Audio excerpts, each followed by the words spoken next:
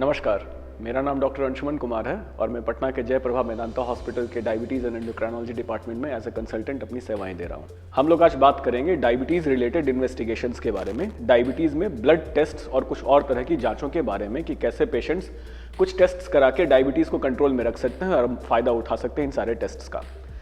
सबसे पहले बात करूंगा डायबिटीज़ से रिलेटेड ब्लड ग्लूकोज टेस्ट्स के बारे में, ब्लड शुगर टेस्टिंग के बारे में।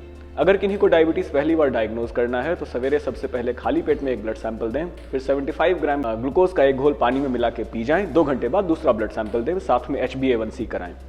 जो पेशेंट्स जिन्हें डायबिटीज़ की दवा पहले से चल रही है उन्हें ब्लड ग्लूकोज टेस्टिंग कराने के लिए सवेरे खाली पेट में एक ब्लड सैंपल देना होगा, फिर सवेरे नाश्ते के साथ जो भी इंसुलिन ले रहे हों या फिर टैबलेट्स ले रहे हों उन्हें खाना होगा और 2 घंटे बाद दूसरा ब्लड सैंपल देना होगा। 2 घंटे का मतलब जिस समय से खाना शुरू करते हैं उस समय से 2 घंटा लेना होता है। HbA1c हर 3 महीने पे कराएं जिनको डायबिटीज़ है। सवेरे खाली पेट का मतलब ये नहीं कि आप दोपहर 4 बजे आ जाओ, 5 बजे आ जाओ और बोलो कि सर मैं तो सवेरे से भूखा हूँ, मैं खाली पेट हूँ, ऐसा कुछ नहीं होगा। खाली पेट का मतलब 8 घंटे से कम का फास्टिंग नहीं होना चाहिए और 14 घंटे से ज़्यादा की फास्टिंग नहीं होनी चाहिए। खाली पेट मतलब आप सवेरे चाय नहीं पी सकते, फल नहीं खा सकते। खाली पेट मतलब खाली पेट ही होता है। HbA1c के बारे में हम बात कर चुके हैं। कुछ और ब्लड टेस्ट हैं जिनके बारे में जानना बहुत ज़रूरी है और जिन्हें करवाना बहुत ज़रूरी है एज अ डायबिटिक पेशेंट, जैसे blood lipid profile, cholesterol profile हो गया, आपके liver function test, kidney function test, at least इतना कराना बहुत ज़रूरी होता है। कुछ और इन्वेस्टिगेशंस हैं जिनके बारे में जानना बहुत ज़रूरी है, जैसे पैर की टेस्टिंग। डायबिटीज़ में पैरों का इन्वॉल्व होना, पैर के नस इन्वॉल्व होना, पैर के ब्लड वेसल्स का इन्वॉल्व होना बहुत ही कॉमन है, जिनसे डायबिटिक फुट हो सकता है और पैर काटने की नौबत तक आ सकती है। जो आपके डायबिटोलॉजिस्ट हैं, जो आपके एंडोक्रिनोलॉजिस्ट हैं, उनसे बात कीजिए कि वो पैर में जलन, झंझनाहट, सूनापन इस बारे में पूछें आपसे।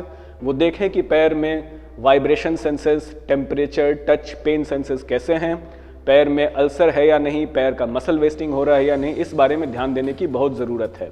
आंखों की टेस्टिंग डायबिटीज़ पेशेंट्स में बहुत इंपॉर्टेंट है। एक बार जब भी आपको डायबिटीज़ डायग्नोज हो उस समय डेफिनेटली आंखों की चेकिंग कराएं।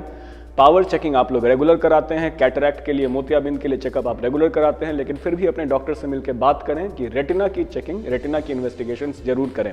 एक बार रेटिना इन्वॉल्व हो जाए तो उसका डैमेज परमानेंट हो सकता है, वो रिवर्ट बैक नहीं करेगा।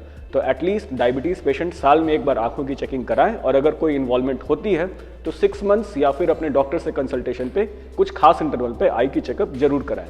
और फाइनली कार्डियक इवैल्यूएशन होना जरूरी है। एज पर रिसेंट गाइडलाइंस हर पेशेंट में कार्डियक इवैल्यूएशन जरूरी नहीं है, लेकिन जब भी आप अपने डॉक्टर से मिलते हैं तो कुछ क्वेश्चंस हैं, जैसे आप चलने पे कभी सीने में दर्द होता है या नहीं, ऐसा दर्द होता हो जो आराम करने पे ठीक हो जाता हो, या फिर चलने पे या किसी भी तरह की मेहनत करने पे सांस फूलती है या नहीं, या इस तरह की अगर कोई कंप्लेन है तो डेफिनेटली अपने डॉक्टर से बात करें और कार्डियक इवैल्यूएशन कराएं कि सिर्फ ब्लड शुगर ही कंट्रोल में ना रहे बल्कि डायबिटीज़ रिलेटेड कॉम्प्लिकेशंस के बारे में भी आपको पहले से पता चल सके और आप उससे सजग रह सकें और आप अपना संपूर्ण सही इलाज करवा सकें। Thank you.